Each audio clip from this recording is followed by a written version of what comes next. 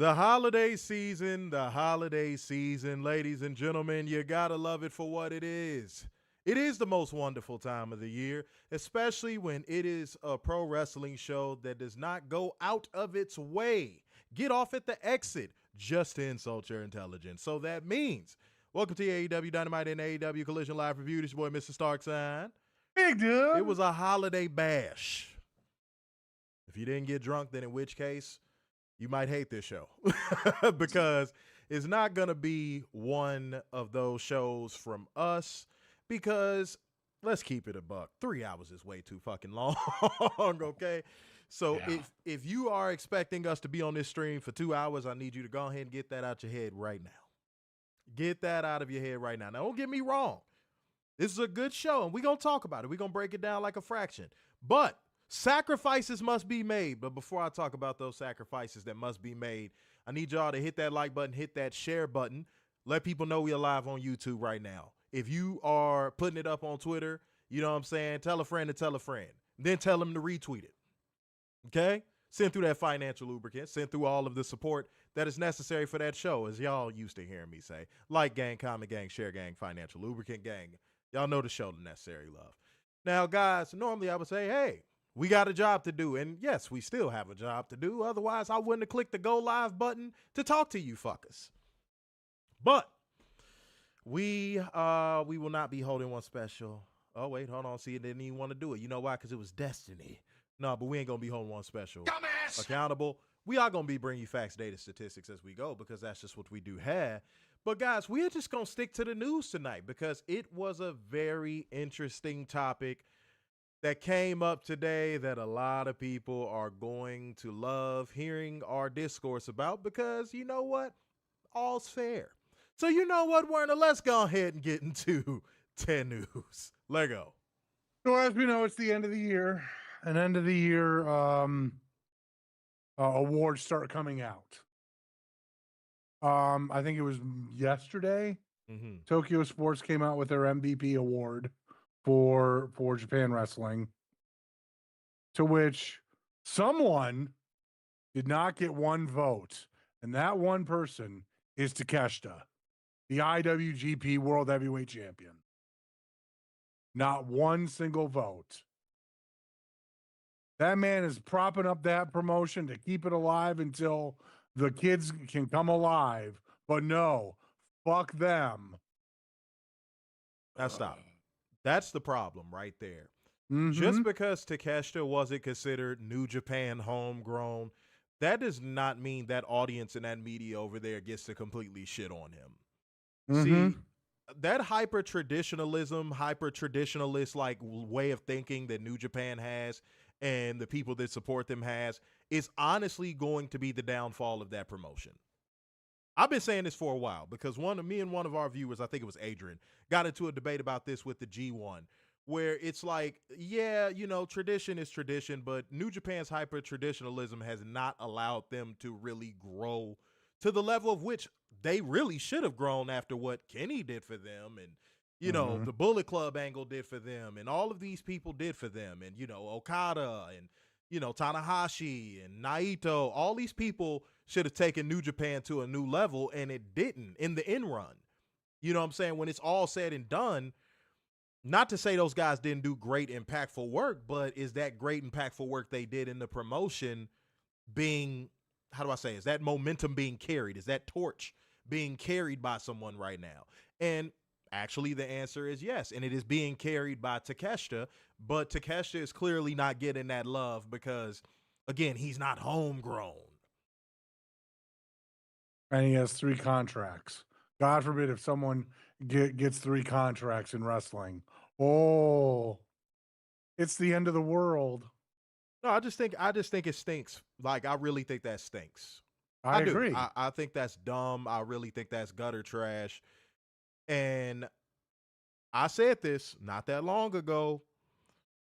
I'm really starting to believe that if this continues the way that it's been going, I would not be shocked to see New Japan partnered with WWE by 2028 at the latest. Oh, yeah. I wouldn't be shocked. It just seems like New Japan is kind of tanking right now. Now, if you're a sports fan, you know what that term means. It just seems like New Japan is tanking right now. They're just trying to get that number 1 draft pick, and they have one in Takeshita, who's working for their promotion actively. Yep. He will be there for Wrestle Kingdom. Yeah, it's just that they're tanking. Now, we did also address that it's probably going to take about 5 years for New Japan to hit the ground running again and have, a crop of main event stars. So, there's also a flip side to that. We understand that. We do understand that. But to shit on Takeshita is kind of crazy. That's kind of crazy. I that didn't sit right with me. No, this isn't a kiss the ring, earn your keep type of thing. No, this just feels like he's not one of ours, so we don't care. He's over in America too much. Yeah, that's what this feels like. That it definitely has that feeling behind it, and it's like that's not a good look when a lot of your top guys in your company have been foreigners, at least in the modern era of New Japan. That it's not, and he's really not even a foreigner. He's not even a foreigner. So not a good look. That's all I got on it. They have failed. That's all. You cannot take Tokyo Sports, seriously anymore. After doing that, I don't believe you can take them seriously anymore. You should look for other means of publication when you want to check out Japanese professional wrestling.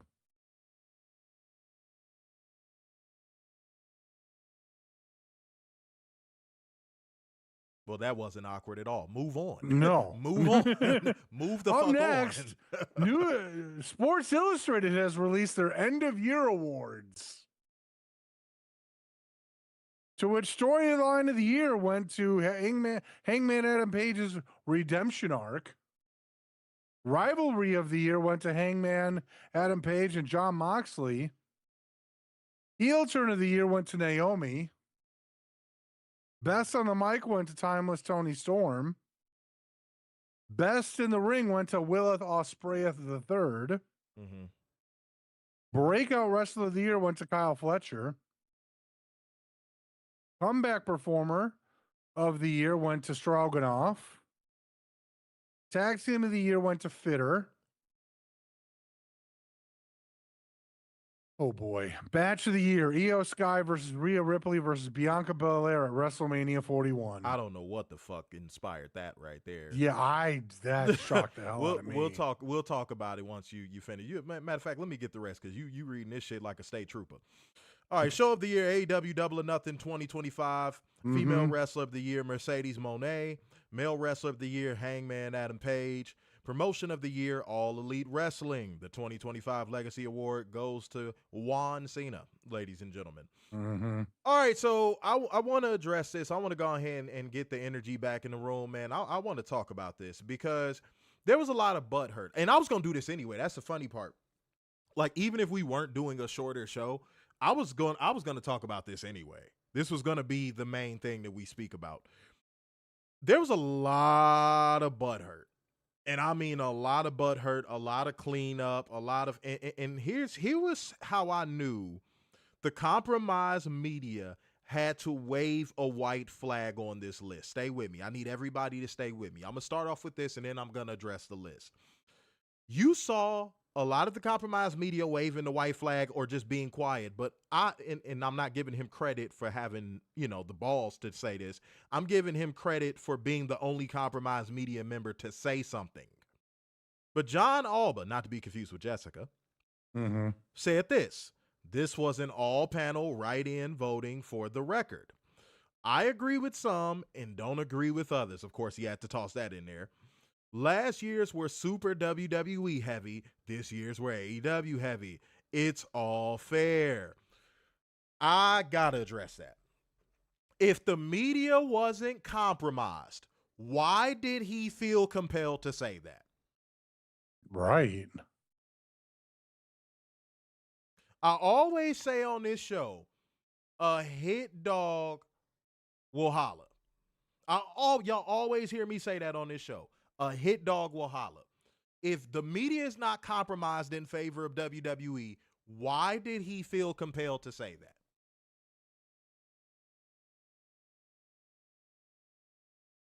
And then the crazy part about it is, dude, if you were any more smug and backhanded about how you presented that, homie, you would have been up for Pimp of the damn year. Because that was one hell of a backhand. Y'all don't get to do this. This is why, if y'all ever wonder why we talk about the compromised media so much on this show, this is why. Y'all don't get to do this. Y'all don't get to basically cherry pick all of these WWE things that y'all know suck and give them awards at the end of the year. And then the one outlet that actually has some credibility and notoriety comes out there, one of which I think John works for. John works for Sports Illustrated.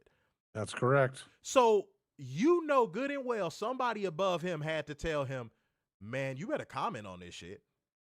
All these other compromised media motherfuckers, they don't got to say nothing. They could be quiet for all we give a damn, but you work for us. That's what this was. That's what this was. You know he didn't want to say nothing. Just like all these other compromised media outlets. You know he didn't want to say nothing. If it was up to him, he would have just dropped the list and never spoke of it again.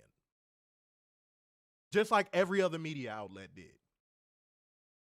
And I double dog dare, I triple dog dare, I quadruple dog dare, I infinity damn dog dare. I sound like I'm in the 4th grade, but I don't give a fuck. I dare any of you motherfuckers in the compromised media that's watching us right now to actually comment on that list in a non-backhanded way. I dare you. I dare you to be objective about that list. I dare you. I fucking dare you.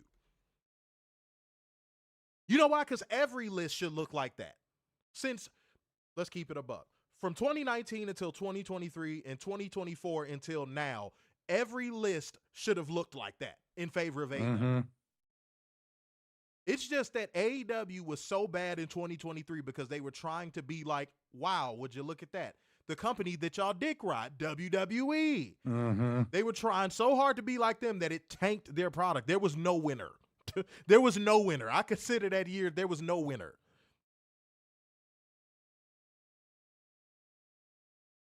But a lot of these lists should have been heavily favored in AEW's favor since 2019, since their inception. So John Alba being the only person to say something, because he works for them, by the way, him being the only person that says something should be jarring. And then listen to the way that he structured what he said. It's jarring. It's like, damn, I don't want to give them their credit, so I'm going to be as backhanded and as smug as possible because my boss told me I got to comment on this damn list.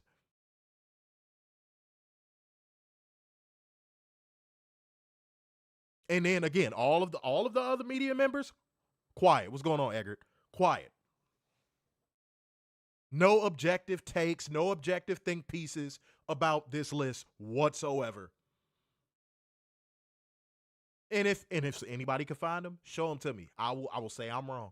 I will say I'm wrong. Show them to me. But I think I scoured pretty well. I didn't see shit. And this is the problem. This is something that me and Warren have been talking about since 2021. Even if AEW does do something great, because at the time they were good, but they weren't great like they are now. Right. If they do something, we said back in 2021, if they ever do something great to where they dominate these end of the year awards, it's going to be crickets. Cricket damn wireless. We said it in 2021. Here we are in 2025. They finally had what I would consider a great year. They sweep the awards for Sports Illustrated. And we ain't got nothing. It's radio damn silence. That's a joke. That's a joke. Now, again, we knew it would happen, but now that we're here, it's pretty fucking embarrassing. Because y'all had 4 years to get y'all shit together. Again, we said that in 2021. Yeah, we did. Y'all had 4 years to get y'all shit together. 4.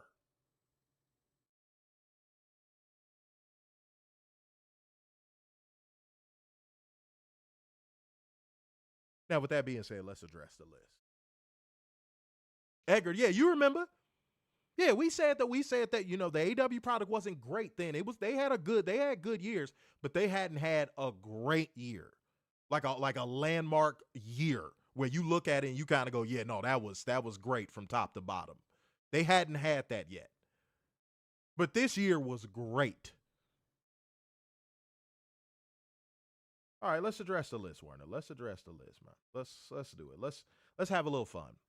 So storyline of the year going to Hangman Adam Page's redemption arc. I don't disagree with that. Me and Werner have gone on the record. We said this back in the summertime that Hangman Adam Page's improvement and ability to carry a story has actually elevated AEW. And it elevated AEW in 2025.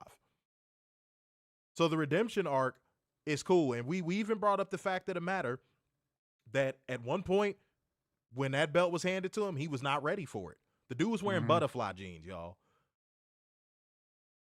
We used to give Hangman Adam Page a lot of shit. We did. So, no, I agree with that 1,000%. Give your take. No, I completely agree with this. And Hangman really stepped up his game for this, and he really earned it this time around. So him winning this is not a shocker at all. And now he's got to continue that. And now with Joe and Swerve, you just got to continue building that up higher and higher and build towards 2027 because all the roads lead to 2027 right now. That's a big year. That's a big year. That is the most massive year in wrestling for everybody outside. I was saying wrestling history. Yeah. I was saying wrestling history. Mm-hmm. Like, these promotions are going to have a chance to topple WWE. Mm-hmm. Now, that doesn't mean they're going to disappear, but topple them, like actually stand on their head, is a very realistic possibility in 2027. Yeah, the possibility of WWE being number 2 is a very, very strong possibility. For the first time in a long time, in over 20 years. Mm-hmm. So it's huge. It's very huge. This is the biggest year we've had in that's going to be the biggest year we've had in pro wrestling since the Attitude Era. Yep. Keep that in mind. Remember we said it too, by the way. Just in case we may be doing the show, we may not be doing the show. Just remember. Yeah, just remember. And let me see what we got.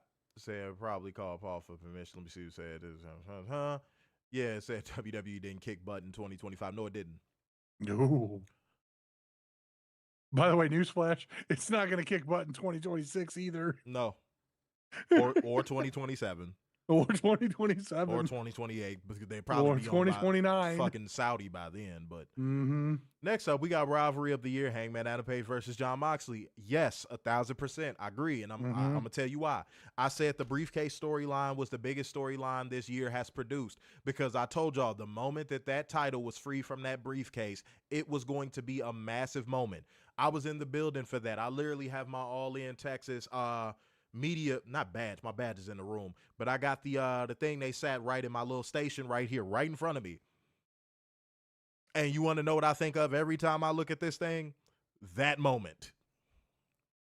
So that proves that is a correct assessment right there alone.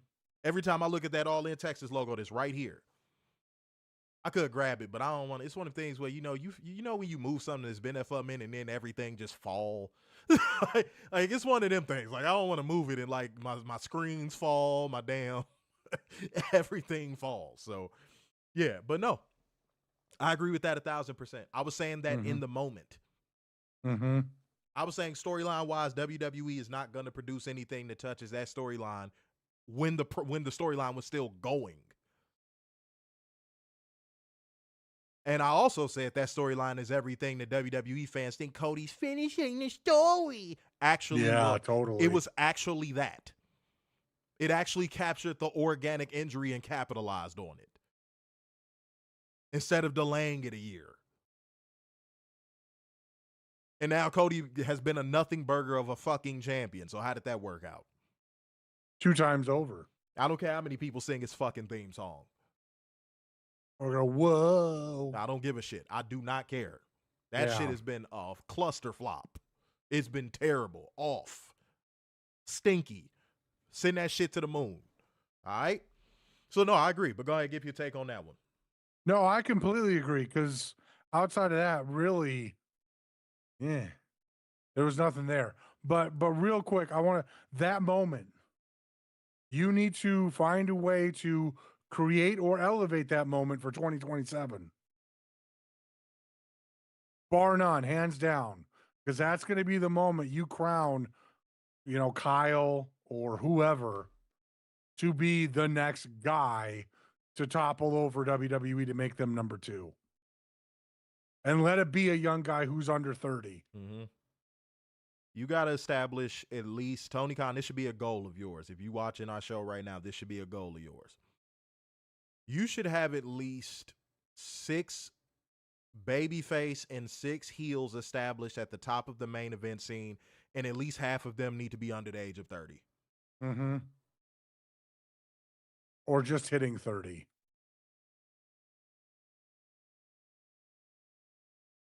Like that's like it's unquestionable. Like you have to do it. You have to do it. Now, don't get me wrong. I see the groundwork being laid for it right now. Mm-hmm. I see the groundwork being laid for it right now. But dog, you got to go into maximum overdrive in 2026. Mm-hmm.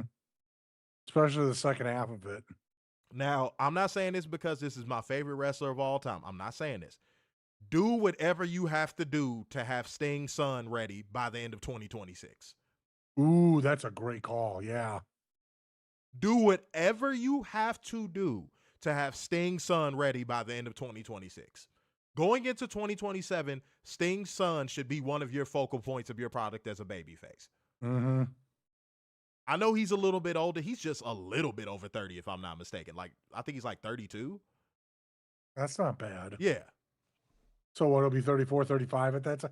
Yeah, that's still not bad. It's still, that's still way under the WWE average of 40. Yeah, you can still get a decade plus out of a guy like that. Pause, if necessary. Pause. But yeah. But that's what you got to do, man. 6 heels, 6 baby faces, half of which need to be under the age of 30 or just crossing 30. Simple as that. It's really not that hard. That's it. That's all. But Sting's son that's the blue chip prospect. Yeah. That's the guy you need to get through the system ASAP. Mm-hmm.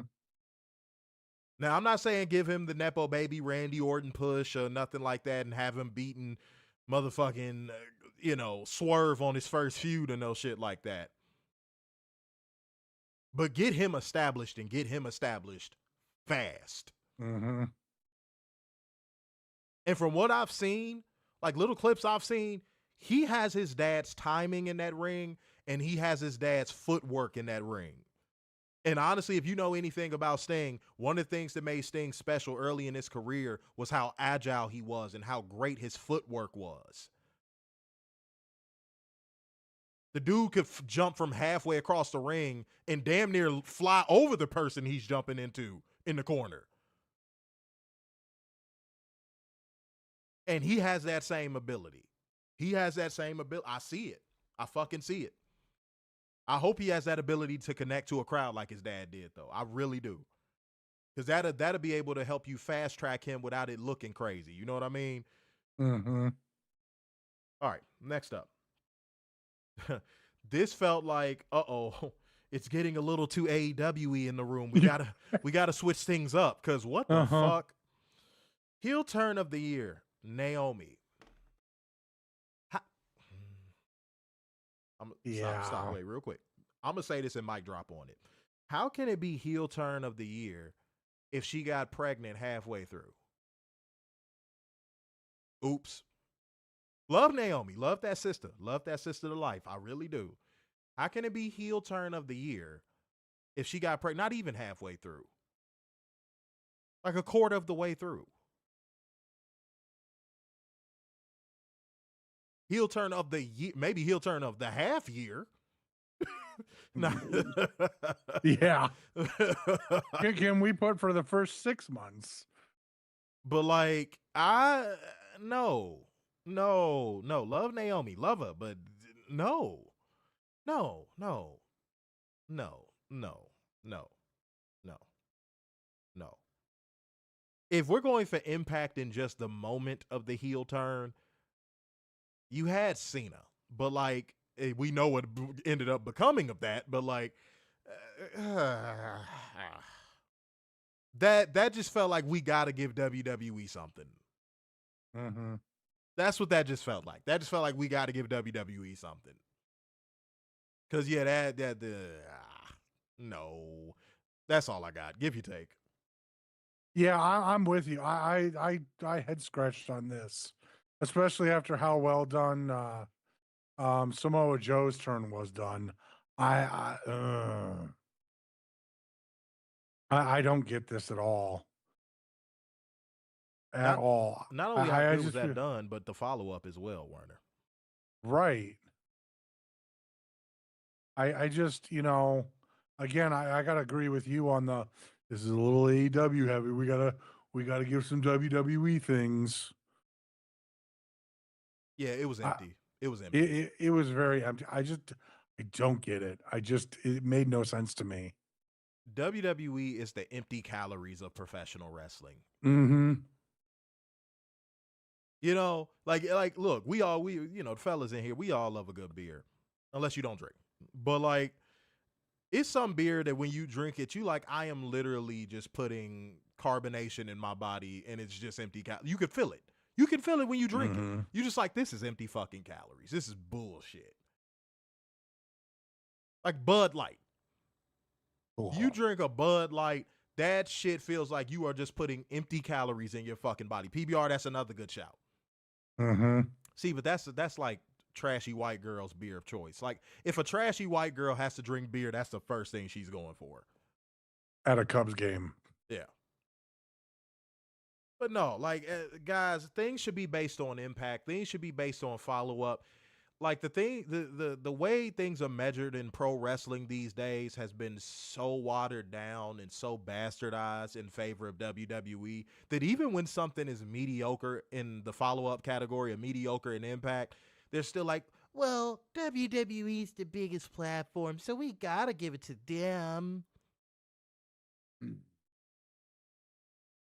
That should not be a thing. That really should not be a thing. Not just for WWE, but anything in life. It should never be like that, ever. Yeah, that participation trophy, like, I don't even want to call it. No, I'm not even gonna call it that. The participation trophy culture in modern society is absolute, like, it is the worst kind of gutter trash to me. Because I came from a generation where, hey man, if you lost, you fucking lost. Mm-hmm. Okay. Man up, learn from it, and go on. I'm not even finna move forward. Yeah, I'm not even finna go into that one. But best on the mic, Timeless Toni Storm. I cannot find an argument. This was the one that people seemed the most pissed off about. I don't understand why. Dog, I saw people going, oh, Paul Heyman was right there. I'm like, Paul Heyman? All he says is his fucking name. Well, what am I getting out of that? Nothing.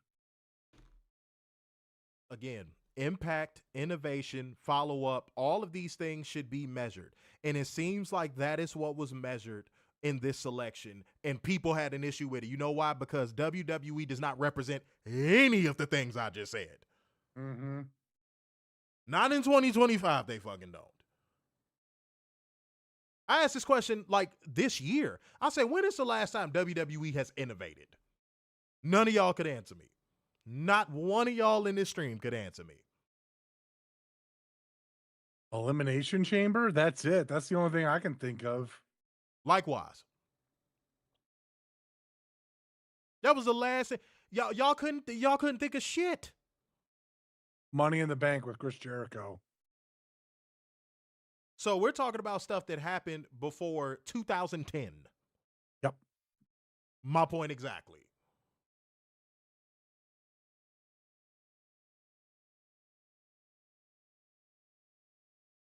Like, dude, man, if you have an issue with Toni Storm receiving that accolade, I question, and I always say this. I always say this to every single one of you bastards that get mad when AEW gets any kind of praise. Show me something that goes against it. Don't just say, no, that's bad because it's not WWE and not send me some clips. Mm-hmm. Send me some proof, data, receipts, something. Y'all was such in y'all feelings about that. Y'all felt such a way about that. Okay, cool. Send me the goddamn industry changing promos that WWE has had. Show me the viral WWE promo that wasn't viral for being absolute horse trash.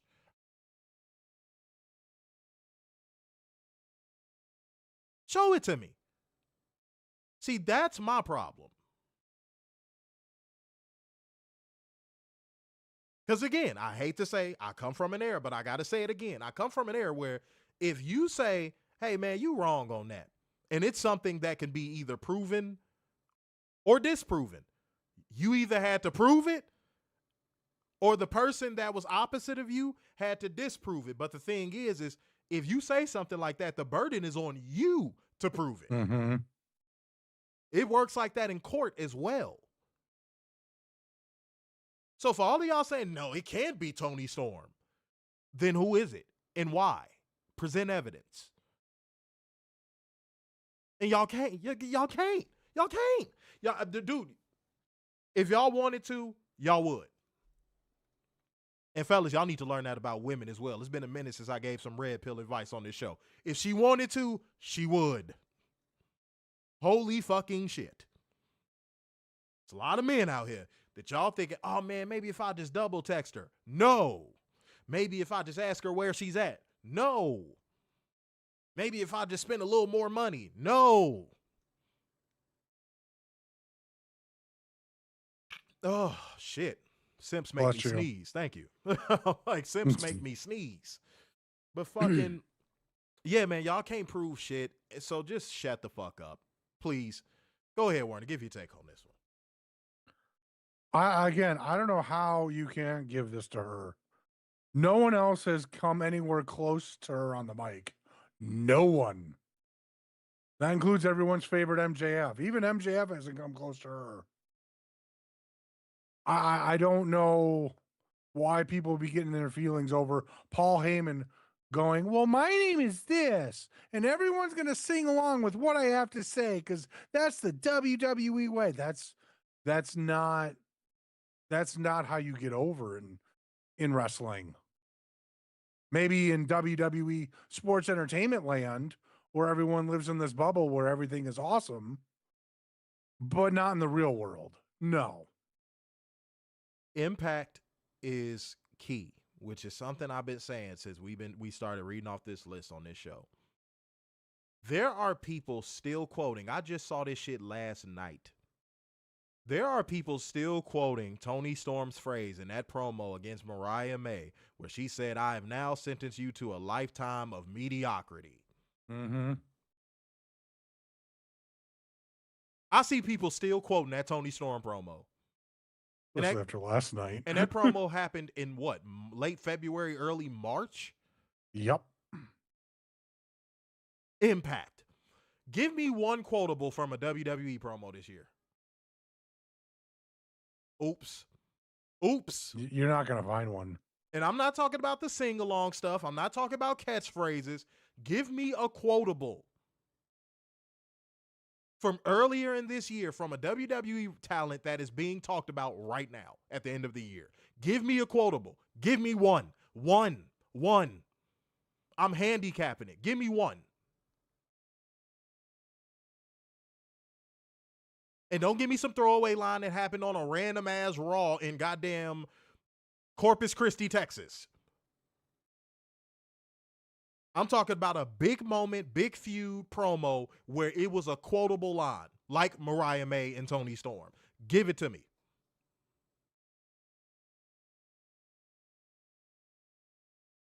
That's what I thought. Library status. That's exactly what the fuck I thought. Mm-hmm. All right. Best in the ring. Willith Ospreay the third.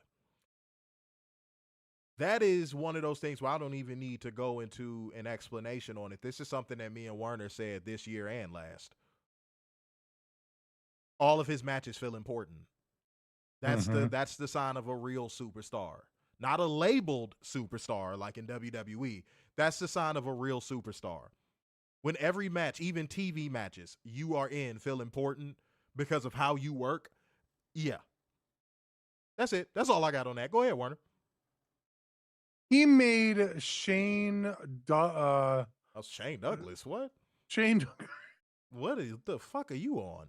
All right. Shane Taylor. He made Shane Taylor look like $1 million in a match. How many people can say that? Not many. Like I mean, normally when you want that big match feel, you got to get the promoter involved and do some tricks. Not with Will. Just put him on the card. Just put him on the fucking card. And that's rare. You know how rare that is? I mean, the only time I could ever think about saying that is probably Kenny back when he was in Japan. Dog, I spoke about that after Revolution, on the Revolution review. Do y'all know how rare that is? Mm-hmm. When literally, in order for a person to sell a card with them on it, is all you got to do is put them on the card. Like, it's not even a question of if they're going to deliver in the ring. You don't even have to question it. It's just put them on the card. As soon as you see their face on the flyer, you like, I'm in that bitch. That's Willith Ospreay at the damn third. Mm-hmm.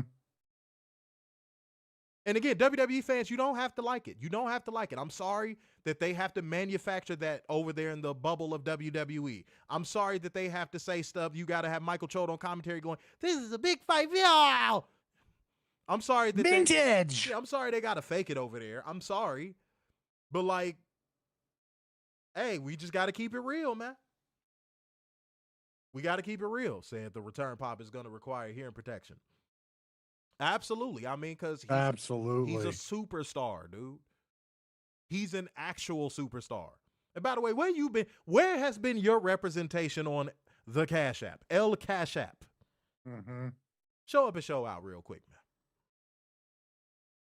You know what I'm saying? Come to one of my parties and now all of a sudden you don't fuck with us no more, man. Keep fucking around, see if you get invited to the next one, goddammit. Hit the Cash App. All right. See, I said Ospreay made Jiff tune in on their rivalry. Well, here's the thing about greatness. Greatness does not have bounds. Mm-hmm. So, like, as long as Will Ospreay stays healthy, he's probably going to be the person that passes the torch to the next face of AEW. I think Tony knows that. I think Will knows that. I think whoever Tony has in mind as the next face of AEW even knows that. He's going to be that guy. When he's nearing the end of his career and Tony is ready to crown a new face of AEW, because Swerve and Will and those guys are getting ready to go, Will is going to be the guy that crowns the next face of AEW.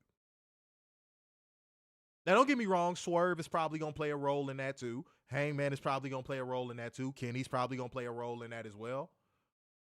But, hey, man, it could be sooner rather than later. You never know.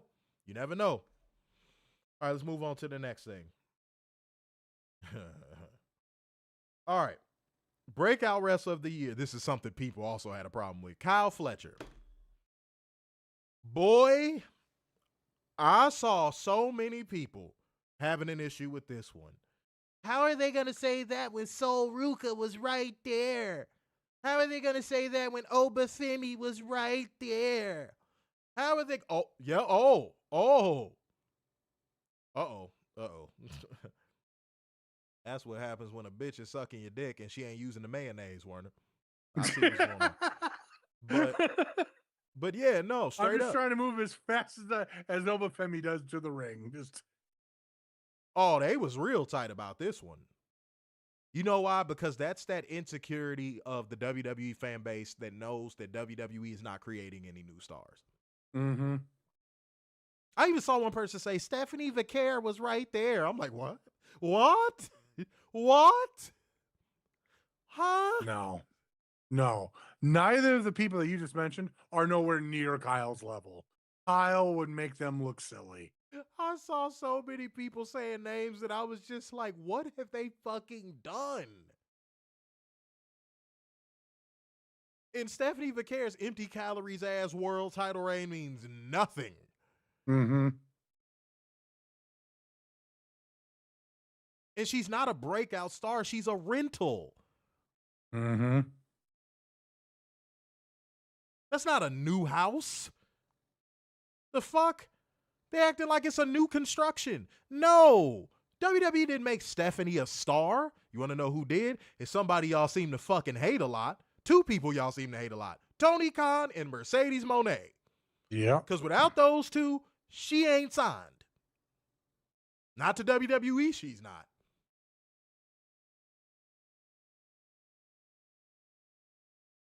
So how could a person who was established by Tony Khan and Mercedes Moné be breakout star of the year?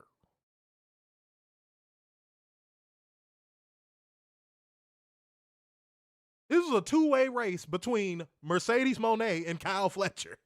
Yeah, pretty much. That's what that like. Let's keep it a buck.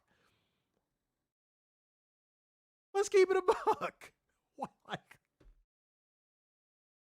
God damn, man. Give your take, man. Give your take. So I wholeheartedly agree with this. Kyle's been on fire this year. I will be shocked if he's not male wrestler of the year next year and subsequent years in the future. I just think he's ready. He's ready to go. Next up, comeback performer of the year. Oh God. Beef Stroganoff, Ilya Dragunov.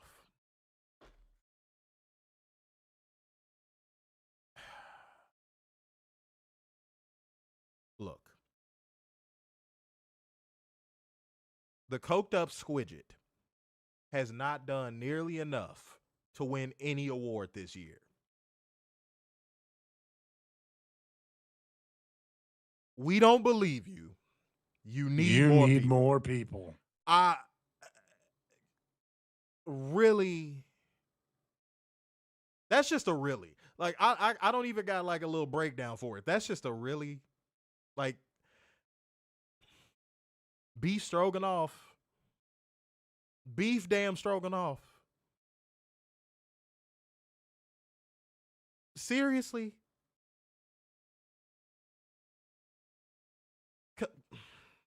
Give your take, Warner. Give your take. I really don't know what to say because he's done, like, yeah, sure, he won the United States title from the man who so-called created the title, the open challenge that Sami Zayn, continued. So fucking stupid.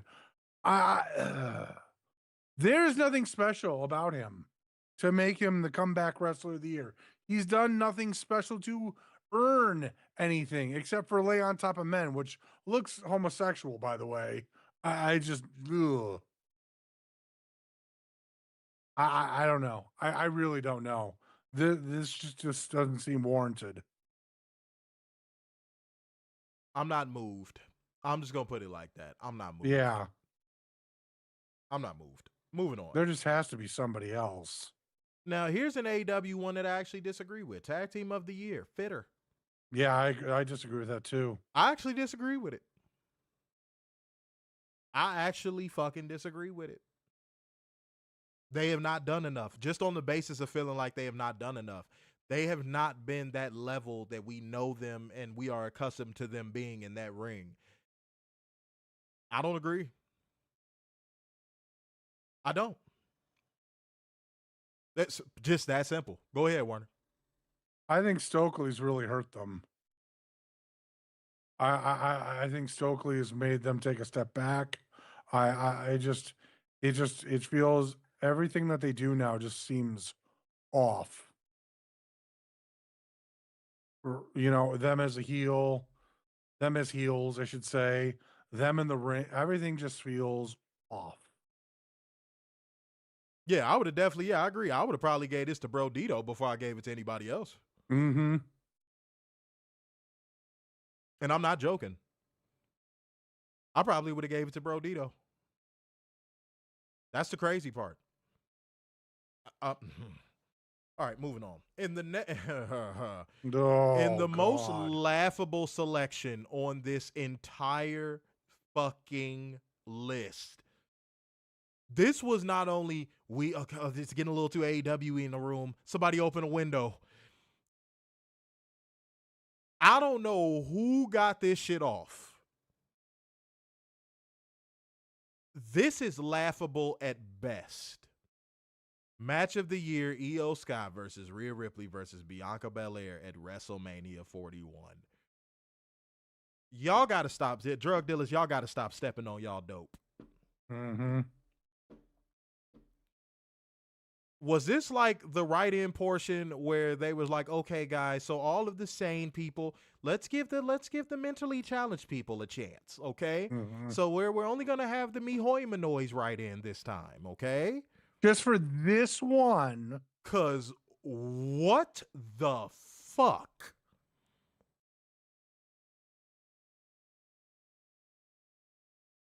Now this is so asinine just on the basis of, do you know how many matches you had to choose from? Mm-hmm. Especially on the AEW side. And Ring of Honor. Are you smoking? And here's why this made no sense to me. Because you would go on right after to name AEW Double or Nothing 2025 Show of the Year. Anarchy in the Arena at Double or Nothing 2025 is one of the greatest matches I've ever seen in person. Mm-hmm. I'm not bullshitting. I've been watching wrestling a long time. That is one of the greatest matches I have ever seen in person. It's going to be hard to top that. What are we doing? That's why that made no sense to me. Because how dare you put Double or Nothing as your show of the year, but Anarchy in the Arena was not your selection for match of the year?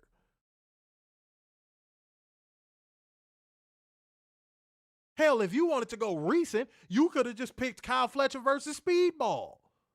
Oh, God. There was so many to choose from. Yeah. That's what you go with? That's like prime Angelina Jolie, prime Pam Anderson, and prime Anna Nicole Smith all want to suck your dick, and you pick Whoopi Goldberg. No. I'm writing in Whoopi. What? Why? Why? That right there pissed me off. What? Huh?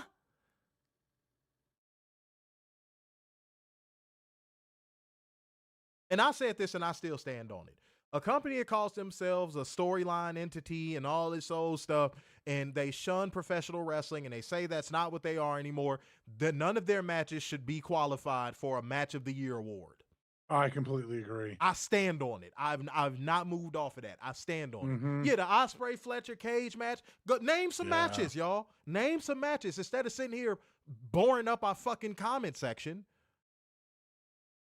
Mariah versus Toni Storm in the Hollywood ending. Like, you could name 4 matches off of that damn show that would have been a better choice than that. Hangman versus Mox at All In 2025. Bro, keep going. Right. Because y'all freezing the comment section up, and that shit is, I hate that bullshit. Kyle versus Hangman. Man, y'all gonna be mad as fuck when this show stops. Why? You. You. Motherfucker. But no, like, there were so many to choose from. And if you had to pick a WWE match, that one, that just felt lazy. That just felt like, to pick that just felt lazy. And most importantly, we don't believe you. You need more people. You need more people. Don't name Double or Nothing as your show of the year, but give that match. Are you smoking?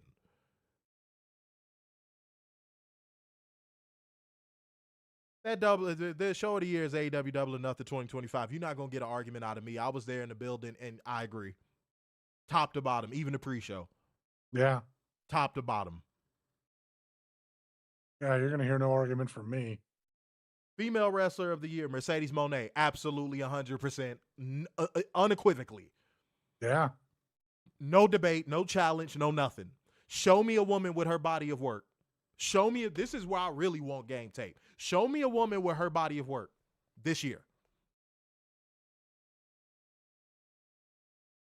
Show me. I mean, she's been killing it on the indies. She's been killing it on TV. There's no way you cannot give it to her.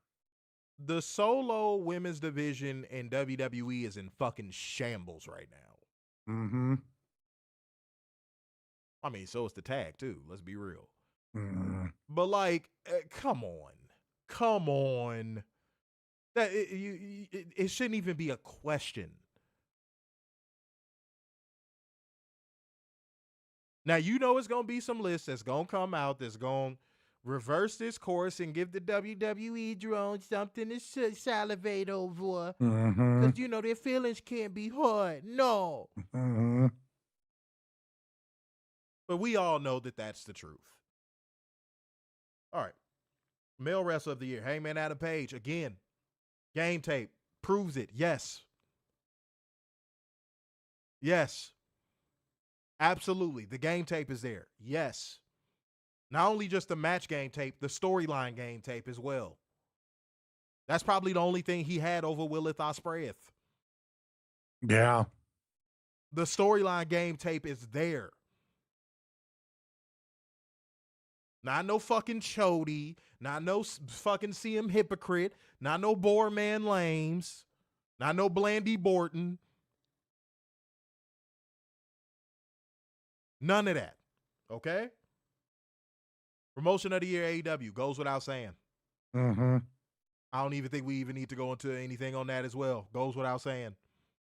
We've been saying all year that until WWE's body of work, just from an enjoyment, just even from an enjoyment standpoint, even comes close to AEW's, then we can talk. And even with me saying that, I'm handicapping it. Because to make an entertaining product is not that fucking hard. All you got to do is listen to what your audience wants. And actually book with some level of competence and cohesion. It's really not that hard. No. So yeah, until WWE can even consistently execute on an entertainment level, AEW should win this every year. Hands down. Give your take. No, AEW should win this hands down every year, no matter what, because Paul Levesque is just a dumbass who slept his way to the top and has gotten there and is like, I don't care what you want to do. I'll sign off on it. Everyone else can give their ideas and I'll just sign off on it. I don't want to listen to the fans. The fans don't know what they're talking about. I'm the smartest man in the room, but I'm going to hand it off to everybody else and just sign it off. Is it okay? It's okay. Like what is this? What is this nonsense? What is this fucking nonsense that we are at with this with WWE? It's fucking ridiculous. Now, real quick before we get into the show. Oh, we got one more. Oh, we got one more? The 2025 Legacy Award. Oh, Jesus. John Cena. Ladies and gentlemen, coming to the stage. Who gives a fuck? Who cares? John Cena said it himself because he knows it to be true, because John Cena knows the damage he caused the industry. John Cena said in 3 weeks, they'll forget about me. Mm-hmm. That is do you think somebody that had a positive impact on the industry would say that about their career and their legacy? No. So how the fuck did he win a legacy award? Exactly.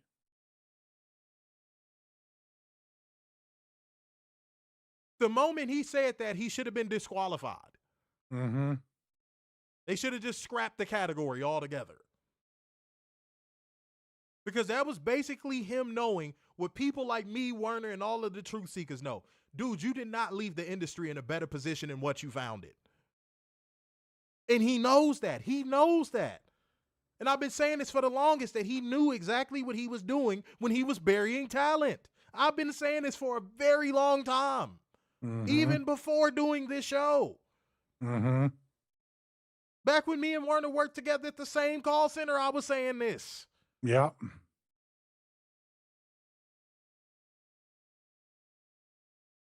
Dead ass. Somebody that actually left a good footprint on the industry don't say that shit.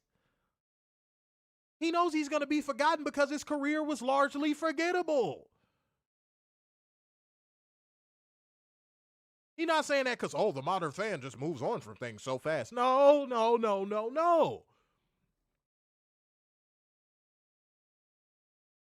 That's not what it is, bro. Because guess what? When Adam Copeland was gone after his neck surgery for all those years, guess who was being speculated for the Royal Rumble every year? Edge. You think people going to be doing that shit with Cena? Nope. They didn't do it the last few years. That narcissistic prick, disingenuous dickhead knows that he tarnished the business. He's just glad he got out scot-free without being booed.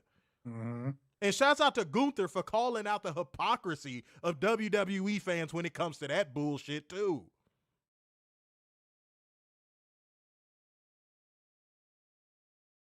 Yeah, of course he gonna ask fans not to forget about him, because he knows his career was forgettable. Bro.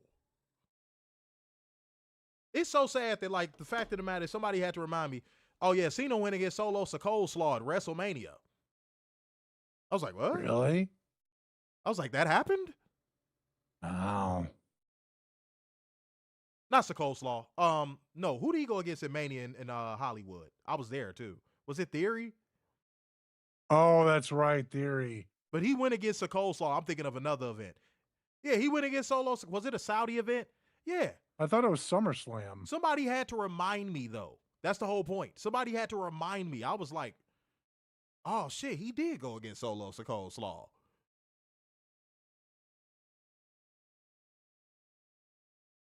Bro, I'm telling you, you can't pull this shit on somebody that's been watching as long as we've been watching. You can't. Crown Jewel. That's what it was. I knew it was a Saudi show. I knew it was a fucking Saudi show. But yeah, somebody reminded me of that shit. I was like, oh, that's right.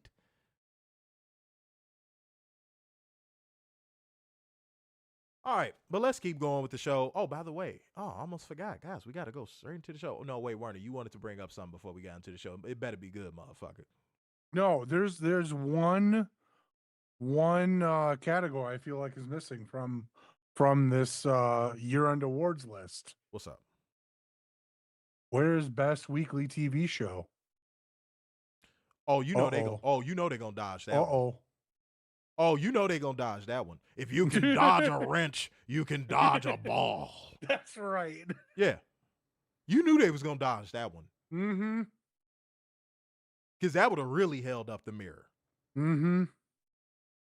Oh, you knew they was gonna duck that. Warner, but come on, man. You knew they was gonna duck that one. You trying to be funny. You knew like anything that is based on the actual entertainment value of a product, those categories are gonna be MIA. That's true. But it should be on there.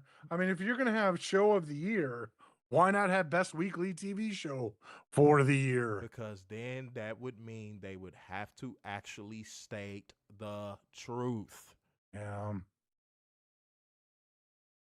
Pro wrestling media makes it a part of their job to avoid the truth. All right, y'all. But it's time to collide and also light the fuse. Bring the boom. Dynamite. Now, guys, I'm going to give y'all a little warning. We got to fly through this. It was 3 goddamn hours. Yeah. So if we're not commenting a lot on the matches, don't be like, oh, these guys aren't even saying anything about the matches. I thought they was going to bring me the entertainment value. Fuck you. It was 3 hours. We got shit to do. Go ahead. All righty. To kick off the show, we start off with a match. Jon Moxley versus Roderick Strong in a Continental Blue Team match. Mini cheat code. Midi cheat code. Phenomenal match. I loved Renee bringing up the fact that they've only wrestled 4 times since 2008. Beautiful. Keep that up, Tony. But Jon Moxley won with the Death Rider. Jon Moxley now has 6 points. Roddy is at 0. And he's eliminated. And he's eliminated. Jon Moxley, I did not think, hold on, let me finish this real quick, guys. Hold on. But I did not think that Jon Moxley would get to a point in AEW where he's the one-size-fits-all guy. You could throw him in there with anybody, and he's going to, pause if necessary, pause. He's going to get something out of them. Yeah. He's starting to get like that Terry Funk elder statesman energy about himself in that ring, where he could just go out there and have a good match with fucking anybody. Like, if you have a bad match with Moxley, it's probably fucking you.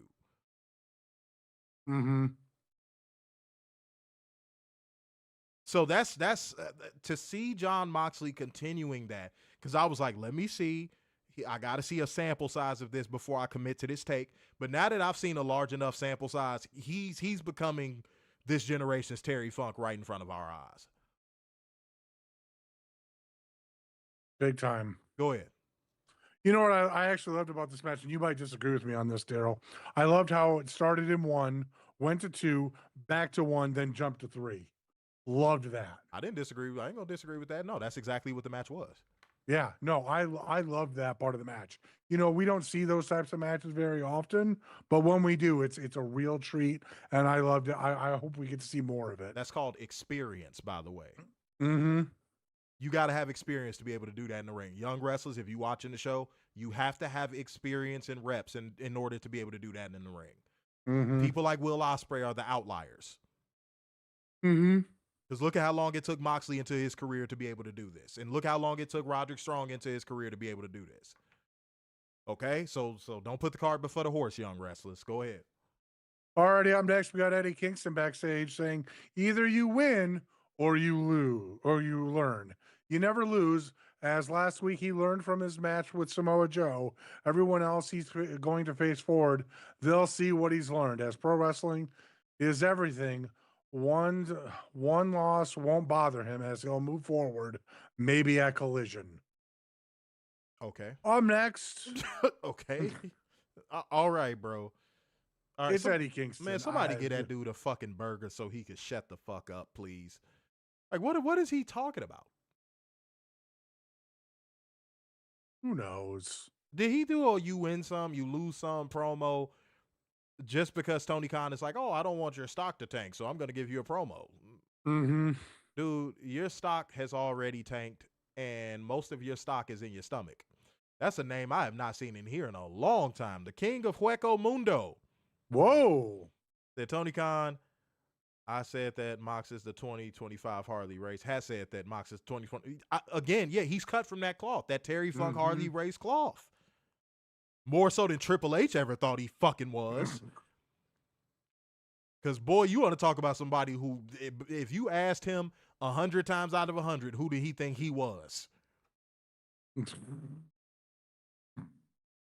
But, yeah, that's a name I ain't seen in here in a minute. But go ahead, Warner. Alrighty, up next we got Kenneth Omega III and the Young Bucks taking on the Don Callis family of Okada, Takeshita, and Hechicero. Hechicero? Hechicero. For $1 million. Wait, real quick. Kenneth Omega III had an old man moment in this match. Yes, he did. That motherfucker did the "you can escape" and his knees said, yes, you can. That was great. For a second, I thought he tore his quads. I'm not bullshitting. Because he didn't get up. So I was like, oh, no. Did he blow out both his fucking quads, bro? When he got up, I was like, oh, thank you, Jesus. But yeah, when that motherfucker did the "you can't escape" and his knee said, yep, you sure can. I got the passcode right here. That was funny. Still a mini cheat code, but that was funny. Go ahead, Warner. The Elite defeated the Don Callis family for the $1 million when Omega pinned Hechicero. Post-match, Callis held on to the bag of money while Takeshita and Okada attacked the Bucks and Omega.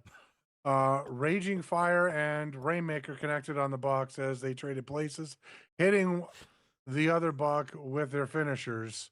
Okada then shoved Takeshita, who then returned the shove, with Callis scrambling for them to stop as both quickly bailed, with Omega returning with a broom.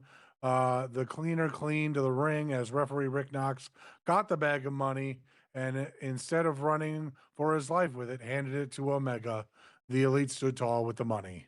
They not his niece said, "Nah, let him out." Said Hechicero selling is epic. Hechicero is a unique individual, man, and I'm gonna tell you why, because I've seen him in person a few times now, and Hechicero just gets it. Like, he's so crisp. Like, if Lucha Libre had what y'all think Randy Orton is, that would be it. Like, everything he does in that ring is just so crisp and so intentional. And honestly, if he was younger and he was a little, like, just a little slimmer, he could be a main eventer, no problem. Cause yeah, he just fucking gets it, dude. I don't know what it is about him. He just, every time I've seen him wrestle, I'm just like, man, he's so fucking good. So yeah, no, shouts out to him, man. CMLL got one with him, dude. I'm not even gonna lie to y'all. I'm gonna be honest. I mean, I'm glad Claudio's the world heavyweight title champion over there, but Hechicero should be challenging for that with him in CMLL. Why not? I mean, why not? I believe he's earned it. Yeah, anything that could take my attention away from grabbing ass is probably a good. He's probably a good wrestler. Cause yeah, I was at that motherfucking what was that shit? The event at Aragon Ballroom, AEW. Man, look, I was grabbing ass. I was in that motherfucker with a bad little thing, and Hechicero came out there wrestle. I was like, wait a minute, bitch! I pushed her. I ain't gonna push her. I said, sit down. No, I'm playing. I was still grabbing that ass. Yeah. See how long till Don Callis turns on Takeshita? They slow burning that a little bit. The CMLL has been putting out fire. This AEW collaboration has been very good. Don't tell the drones that. Oh yeah, definitely don't tell the drones that. And by the way, like gang, comment gang, share gang, and financial lubricant gang, show the necessary love. This is why I love when new people come in here or people who ain't been here in a while come in here, because they come in here and be showing y'all how the fuck it's done. Oh, I gave Persephone the stamp earlier this year.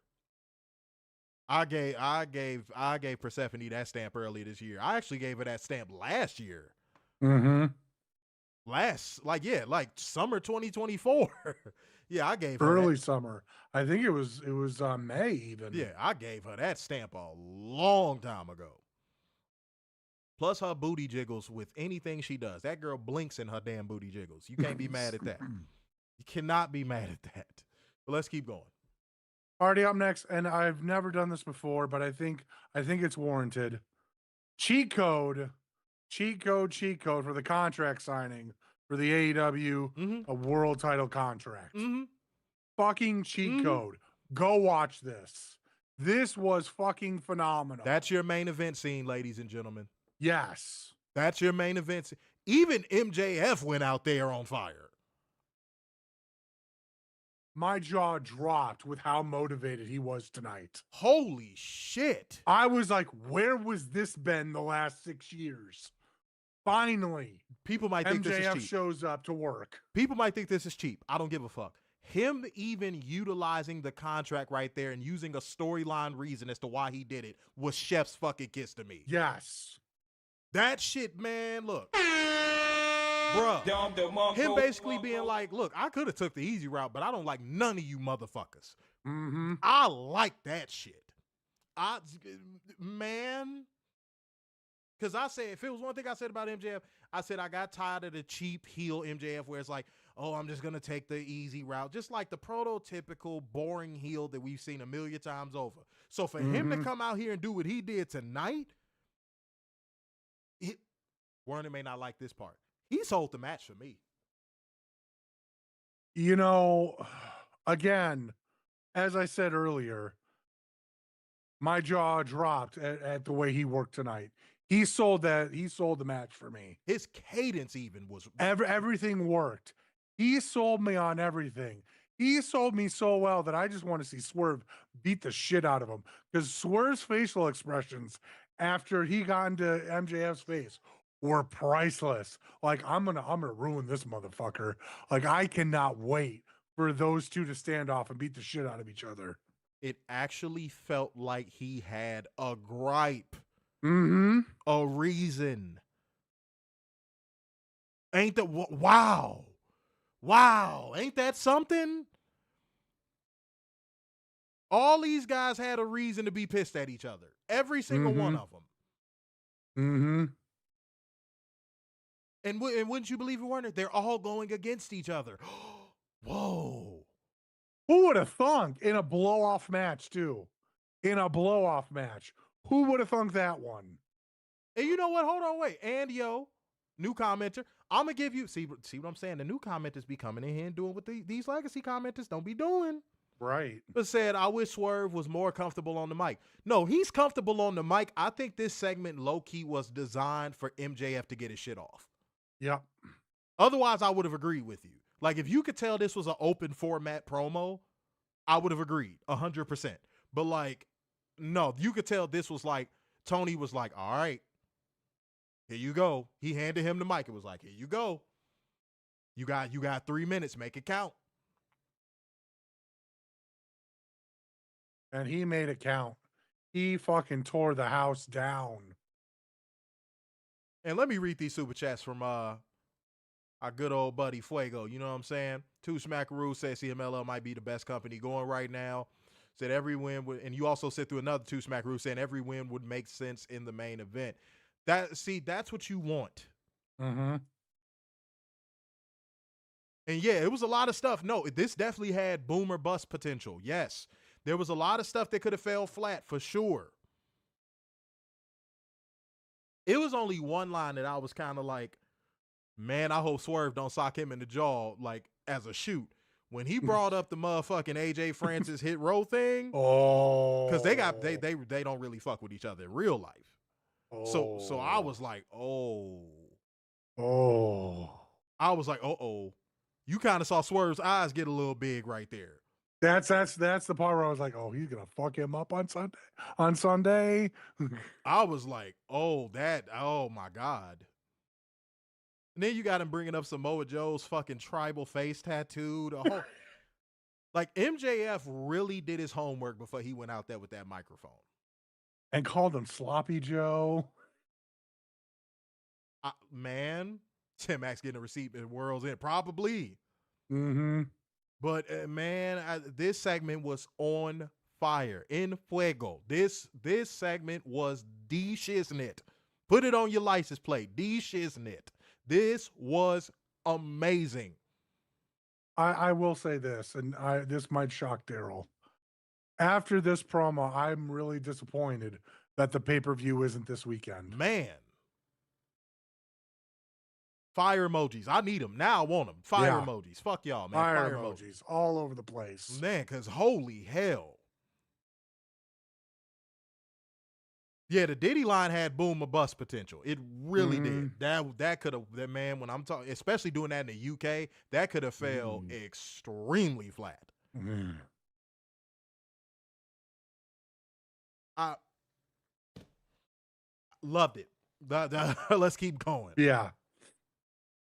Alrighty, backstage, we have Jet Speed said it's time to lock in on their way to the finals. Kevin Knight's facing Okada, while Speedball Bailey is facing Jack Perry on Collision in the Continental Classic this weekend on Saturday at 2 p.m. Eastern, 1 Central. Up after that, we have the AEW Women's Tag Team Champions, the Babes of Wrath, and Timeless Love Bombs taking on the TBS champion Mercedes Moné, ROH champion, women's champion Athena, and the Mega Problems, Megan Bayne and Mina Shafir.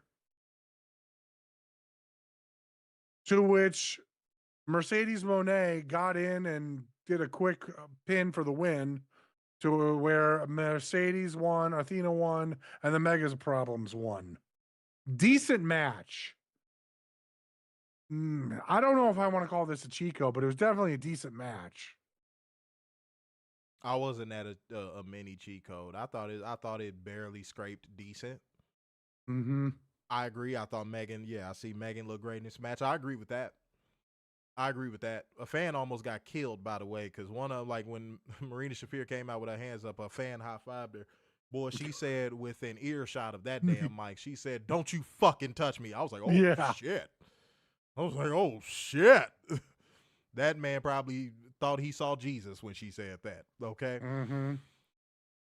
I want to see more next time, ladies. That was it. Again, it was decent. It was passable, but AEW don't do passable. No, they've never done passable. Yeah, I don't think passable when I think AEW. Especially when it comes to these multi-person matches. You know, I've always had the PTSD with that when it comes to WWE and projecting it onto AEW. And they were doing well, and then I saw this, and it's just like, it's kind of coming back again. We know all these women can work better than what they did tonight. Yeah. So I don't know what the problem was tonight. But yeah, just ladies, spend more time putting your matches together when you got these multi-person matches, because there's room for everybody to shine. We've seen it. It. So yeah, that's all I got on that. All righty, up next, cheat code. Kyle Fletcher versus Pac in the Continental Classic. Gold team rules. Gold team always rules. But that's right. Kyle Fletcher, man, his 2025 game tape, dude. Kyle Fletcher's 2025 game tape. And that's not to take away from Pac, by the way. That's not to take away from him. But wow. This man, Kyle Fletcher, is working like he wants to prove to Tony, when you finally do pull that trigger on me, here's the reason why you should get a switch and never let off that trigger. Mm-hmm. He's like, hey, man, look. When you finally do give me the green light, I will not let you down. Mm-hmm. Now, what I want to see for Kyle Fletcher, this is next. After this is all said and done, what I want to see next, he needs that main event establishing feud. I mean, Will Ospreay did a great justice to help him towards that. But he needs that Hangman Swerve. He needs that. And when he finally does get that, I think he is going to commit to that more than he committed to the Mark Briscoe feud. Yeah. And he committed very well to that. So I'm so intrigued, and he still has so much time, guys. It's not a rush with Kyle Fletcher. It's not. I just think Kyle Fletcher is definitely in show improve mode, because maybe he just got an assurance backstage, and he's like, let me show Tony that this was not a mistake. Right. Yeah, he's working like Tony told him, hey, bro, I'm putting the world title on you within the next year and a half. Mm-hmm. That's how he's working right now. So shouts out to Kyle Fletcher, 100%. And Fuego with the Five Schmackaroo saying 2025, AEW saved by Hangman. 2026, Fletcher conquers the world. Book it, Tony. Hey, man. King of Fuego Mundo said Fletcher is the future face of AEW. I think, but here's the thing. I think there's going to be future faces of AEW. At the rate that AEW is going right now, there's going to be future faces. Yeah, because honestly, what's to say in 2026, Kyle doesn't break away from Don Callis and becomes a face? There it is. You ain't wrong. Yeah, Kevin Knight is another good shout. Nick Wayne is another good shout. And I hate that Nick still has that ankle that's not healing properly. Yeah, I was just about to say, I hate that Nick Wayne got injured, because he was really catching a stride. Mm-hmm. He was really catching a stride. Yeah, Jack Perry, that's another one. That's another one. The recipe is there. All Tony Khan got to do is drop the ingredients in the pot, man. That's all he got to do. On the women's side, Megan Bayne, Sky Booty, Julia Hart. And I'm glad that they're getting reps. I'm glad that they're getting the on-the-job training that they deserve. I love it. I fucking love it. Let me see what else we got. I'm just going to read a couple more. Fuego said, why ain't she yelling at me like that though? I don't know, man. I don't know. Maybe she sensed that you a kinky ass, nut ass freak bull and was like, I'm not gonna yell at him because he probably gonna pitch a tent like Coleman. Okay? Maybe. I don't know. I don't know the reason behind it. I don't know the reason behind it. Yeah, the Guns in the tag team division, another good shout. Yeah. Got to get Austin back and Jay White back. Jay White. That's another one. That's another one that needs a world title run too. Dog, y'all ain't even seen the half of what Jay White is capable of. I've been singing his praises since before he signed with the company. Yeah. Let Jay White hit a stride without getting injured, man. He's only 33, Jay White. And he easily got another 10 to 12 years in the business. Minimum, yeah. That's how good he is. That's how fucking good. Man, wait until he come back, bro. All right, but let's keep going. Alrighty, up next, we have the Dynamite Diamond Battle Royale, to which Ricochet and Bandito won, and they will face each other next week for the ring. Mini Chico for the match itself, by the way. Mm-hmm. Sign me the fuck up. Richard O'Shea versus Bandito. Sign me the fuck up. Everybody put sign me up in the comment section. Yeah. Sign me up. Go ahead, Warner. One, sign me up. Two, I hope we get a feud out of this. Because I want to see what Bandito can do with a feud. You almost don't have a choice. Yeah. I mean, really, what else is there for Bandito to do right now except for being the Ring of Honor, world champion? He's got that on lockdown. Let's see what he can do with with AEW. Give them that national championship feud. Yep. Give them 3 matches over 3 pay-per-views for that national belt. Maybe have Bandito win it on a third one. Boom. Do a couple 6-mans with a couple of people, because you still got Brody King and go from there. Sign me up. I cannot say it enough. It's so many good ones in AEW that, like, I'm gonna say this again. How do people hate this product? I don't get it. I really don't. There is nothing to hate about this product. Like, you really just gotta be dead in the pants to hate this product. Right. Straight up. Yeah, Buddy should be coming back soon. Like, bro. Chris, what fans did Richard O'Shea abandon? WWE. Yeah, because that's what I think you're talking about. Said this is perfect, and I never would have put. Hey, man, I'm with it. I'm with it all right now, man. All right, go ahead. I do want to say this real quick. Tony, give that match time. Give Ricochet and Bandito time. Because their first gear is a lot of people's third gear. So give it time. But up next, we got Jon Moxley backstage and said he likes the Continental Classic. It's simple. Step in the ring, bring whatever you have, and everything is laid to bear. Nowhere to hide. The deeper the tournament gets, the more is revealed. Moxley pushes people's buttons, antagonizes them, which changes people, as some react differently than others. Some become monsters like Kyle O'Reilly, while Roderick Strong is better than he's ever been, leaving Moxley 30 seconds away from being SOL in this tournament. Whatever happens, Moxley wants to know he didn't leave any bullets in the chamber and left it all out there. This was a great promo from him, period. Jon Moxley is another one of those people that, again, he's setting a bar. He's setting a bar. He's setting a bar. He is the benchmark of promos in AEW, and he has been for a while now. People like him and Samoa Joe, they set the bar for promos in AEW. And if you need help on your promos and you are back there right now, you are a young wrestler, go talk to those guys.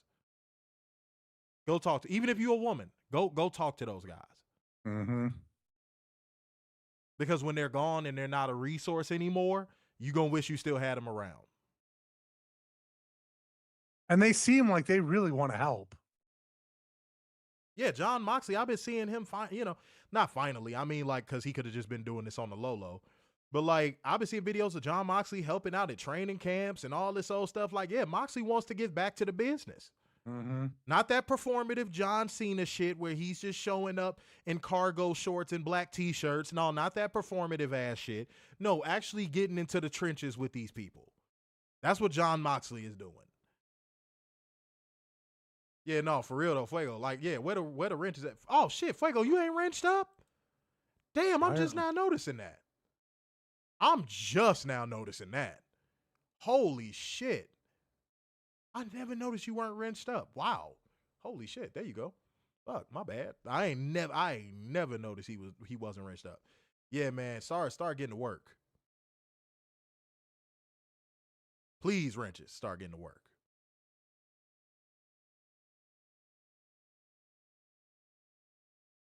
Flatulous man said Samoa Joe is the best promo in AEW when he's motivated, but Jon Moxley is the benchmark. Yeah. Along with Toni Storm. I can't say I've seen Jon Moxley have a bad promo in AEW. I can't. I've seen Samoa Joe have a couple stinkers. That's why I said a motivated Samoa Joe, yeah. Absolutely, 100%. And MJF saying, you're going to give me a supervillain soliloquy. That was good, too. Great. That was great. That was good, too. All right. See what we got. And, yeah, if you got a wrench and you're not using it, man, I'm about to start taking wrenches away. I'm not going to lie. I'm about to start taking wrenches the fuck away. Because, yeah, if you got one and you're not fucking using it, pack that shit up. Pack that shit up. Because, yeah, that's a waste. Yeah, we ain't finna have people in here trolling or being weird or no shit like that. Y'all know that. And y'all know that. We'll see, said Willith Ospreay the third is set to return on We'll see. Hopefully. We'll see. You can't be too careful with those neck injuries, dog, especially surgery. You know? Yeah, and I gotta believe Tony's gonna err more side on the caution than to rush back people. Yeah, because I'm sure he wants him for five to 7 more years. Mm-hmm. You know, so yeah. Let's see what we got. All right, let's keep going, Warner. Let's wrap up this show, man, because we had hours. All righty, we're now on Collision, kids. First matchup, we have Orange Cassidy versus Mascara Dorada. Carry job. Big time. Carry job. And everybody was giving, on Twitter, everybody was giving Orange Cassidy the credit. Which we know isn't true. Carry job. The only thing Orange Cassidy did in this match was bump, feed, and sell.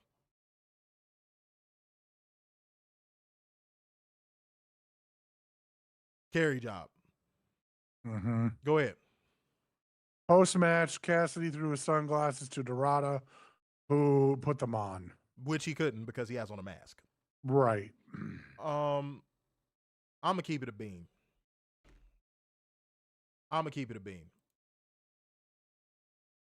This is not a good look. It's not. Mascara Dorada should be established as a star, even within AEW. I know he signed to CMLL in this match, and the fact that Orange Cassidy has 6 points shows you why blue team sucks and gold team rules. Like, let's be real. Like, this is, I'm not, Try. Mm-hmm. Go ahead. Let's keep going. Come on. Speed it up. All righty. Up next, we got Jamie Hayter versus Isla Dawn. Jamie Hayter won with a haterade. Slow down. Actually, I'm going to slow you down. Athena and Mercedes Moné are interviewed. They take issue with the line of questioning and use their victory to make a case for the tag title match against the Hussies of Wrath. And since they're giving out challenges, Mercedes offers a Rev Pro title match to a local on Saturday's Collision. Now we're at Isla Dawn versus Jamie Hayter.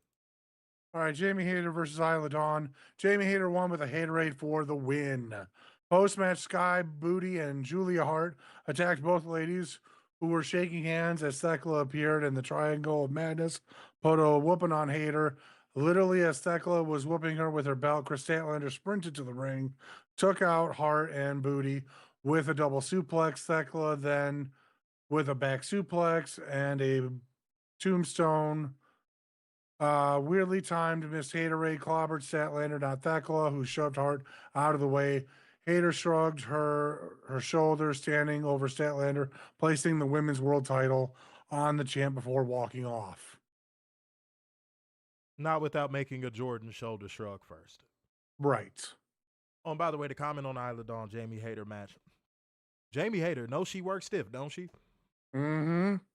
And Isla Dawn's Dawn was jiggling a lot during this match, and I'm sure Werner was very fond of that. No complaints out of me. Because he's a horny little bitch. Okay? Not a horny little bitch. That's what it is. This motherfucker gonna put on some devil horns and a baby New Year outfit as soon as he get off this stream. That is so not true. That's a fucking fact. I had a DIY baby New Year outfit that I've been working on, and tonight's the night. Go ahead. All righty, main event, kids. We got Fitter taking on the Bang Bang Gang for the tag team titles, to which Fitter retained when Harwood submitted Juice Robinson. Werner was in the bedroom like, I'm going to squeeze my little tiny ass into this.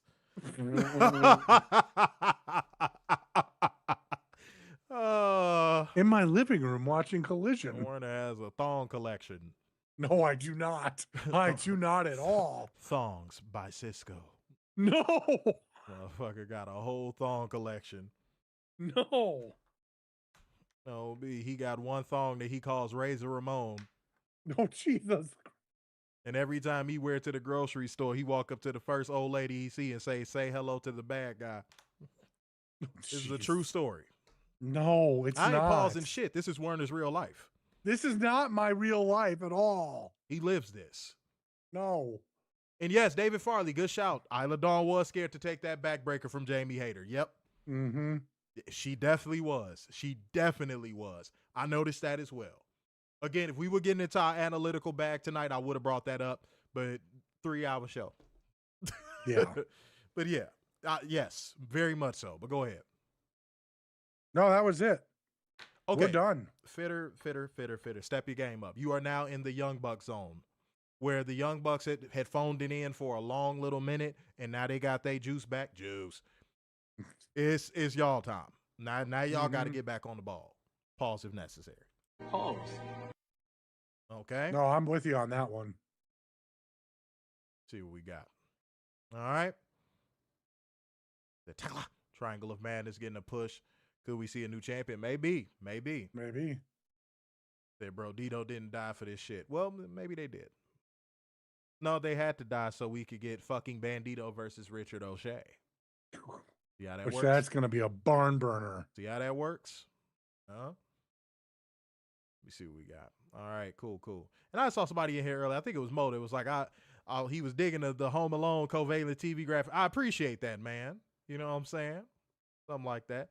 Except I wouldn't be home alone because this wide ass motherfucker right here would be butting through every doorway, spreading everything out. Yes, he would. No. I'm making my doorways in my house only suitable for people that are 250 and beneath. So that way, when Werner try to come in and join in on any conversation, he got to talk from the doorway. It's happening. It's happening. All right. You know, let's see what we got. Said Fitter got lazy since they got paired with Stokely. Uh-oh. I knew Werner was going to lose his goddamn mind over that. Thank you. He didn't Werner over there. That's what I was saying this entire time. Holy shit. But let's go to ratings. I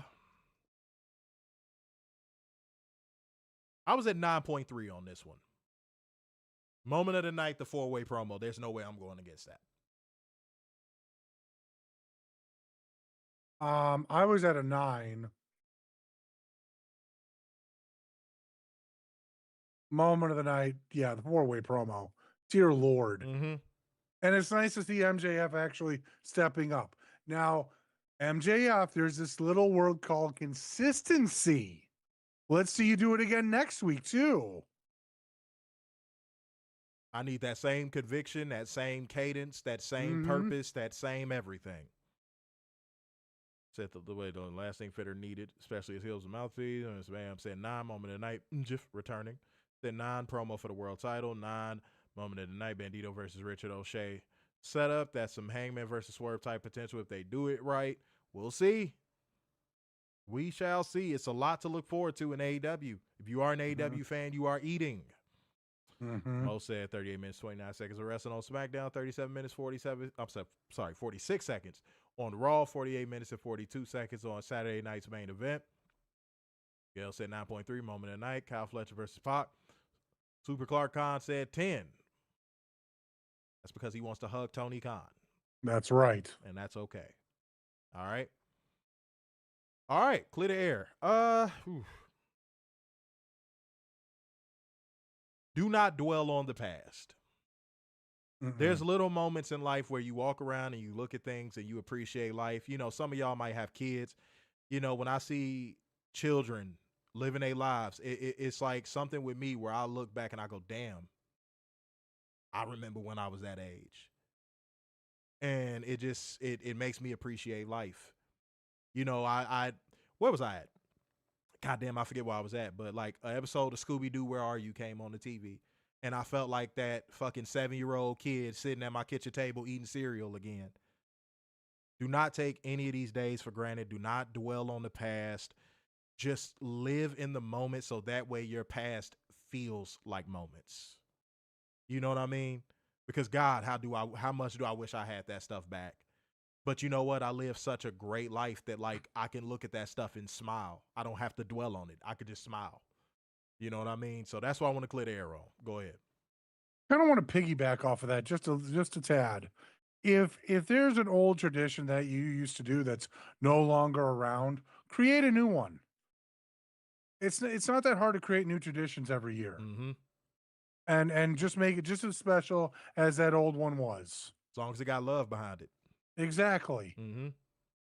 As long as it got that love behind it, you could make anything a tradition. You know what I mean? Mo said an hour, 11 minutes, 22 seconds wrestling on Collision, hour 48, 55 seconds on Dynamite / Collision. Fuego said having a kid makes it impossible to live in yesterday because if you're doing it right, everything you're doing is for their tomorrow. Be the reason they remember Scooby-Doo episodes. Yeah, no, I thank my mom for a lot of that stuff. I thank my mom for a lot of that stuff. Y'all, like, you know, if you were here when my mom had first passed and I came back and did those reviews, it was just a lot of gratitude.